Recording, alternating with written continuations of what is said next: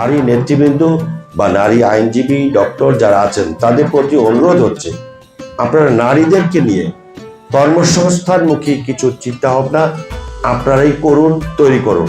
আমি একজন রাজনৈতিক কর্মী হিসেবে আমি আপনাদের পাশে থাকতে চাই, কারণ এই কাজগুলো আপনারা যারা করেছেন, দীর্ঘদিন যাবৎ করছেন, চিন্তা করছেন, এখানে অনেক সিনিয়ররা আছেন যারা নারীদেরকে নিয়ে অনেক চিন্তা করেন।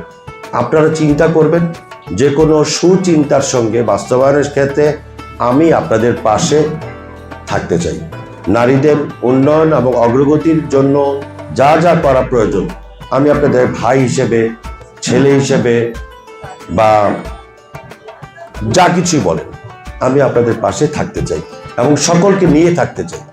এর মধ্যে ভেদাভেদ থাকবে, একজন আরেকজনকে পছন্দ করবে না, একজন আরেকজনের অপছন্দ থাকতেই পারে, কিন্তু এই বরিশালের উন্নয়নের ব্যাপারে, নারী সমাজের উন্নয়নের ব্যাপারে আমরা সকলে এক হব, ঐক্যবদ্ধ হয়ে আমরা একটি প্রয়োজনে একটি নারীদের প্ল্যাটফর্ম তৈরি হোক, যার মাধ্যমে নারীদের উন্নয়নের ক্ষেত্রে বরিশালে একটি ইতিবাচক ঐতিহাসিক ভূমিকা পালন করা সম্ভব হবে। আমি আপনাদের ভবিষ্যতে এই ক্ষেত্রে আপনার সহযোগিতা কামনা করছি। আপনার দেশনেত্রী বেগম খালেদা জিয়ার আত্মার মাগফিরাত কামনা করবেন।